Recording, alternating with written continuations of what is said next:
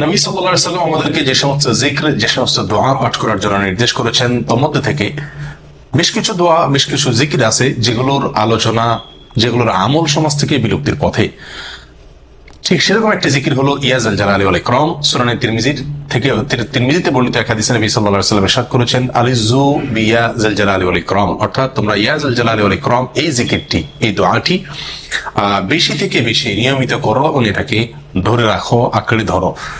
অথচ আঁকড়ে ধরা বা ধরে রাখা তো দূরের কথা, এটাকে অল্প সময় বা মাঝে মধ্যে করার আমলটাও সমাজ থেকে প্রায় বিদায়ের পথে। আল্লাহ সুবহানাহু ওয়া তাআলার গুণবাচক নামের অন্যতম একটি নাম হলো ইয়া যাল জালালি ওয়াল ইকরাম, যার অর্থ হলো হে জালাল, অর্থাৎ সৌন্দর্য, পূর্ণতা এর মালিক, বড়ত্বের অধিকারী, ওয়াল ইকরাম অর্থাৎ হে দাতা, হে মহান দানশীল, হে মুক্ত হস্তে এবং উদার হস্তে দানকারী। এই নামে আল্লাহ সুবহানাহু ওয়া তাআলাকে ডাকা বা আহ্বান করার মাঝে একাধারে আল্লাহ সুবহানাহু ওয়া তাআলার প্রশংসাও করা হয়, আবার তার কাছে চাওয়া হয়, প্রার্থনাও করা হয়।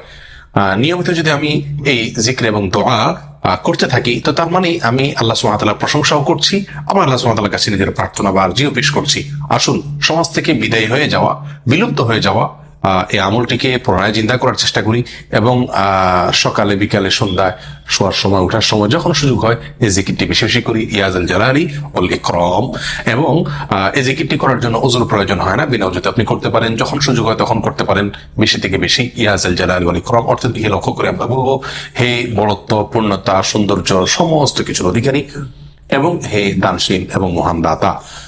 প্রশংসাও করছি, আবার যখন তাকে মহান দাতা ওয়াল ইকরাম বলছি, তখন নিজের বিভিন্ন চাওয়াকে মনে মনে স্মরণ করতে পারি, না করলেও চলে, কিন্তু আল্লাহ সুবহানাহু ওয়া তাআলা যখন তাকে আমি দাতা বলছি, তিনি তো আমার প্রয়োজনের কথা জানেন এবং তিনি নিঃসন্দেহে সেগুলো আমাকে দান করবেন। অতএব আসুন, এই বিলুপ্ত হয়ে যাওয়া আমলটিকে পুনরায় চিন্তা করার চেষ্টা করি, বেশি বেশি জিকির করি ইয়া যাল জালালি ওয়াল ইকরাম। আল্লাহ তাআলা আমাদের সকলকে তৌফিক দান করুন। আসসালামু আলাইকুম ওয়া রাহমাতুল্লাহি ওয়া বারাকাতুহু।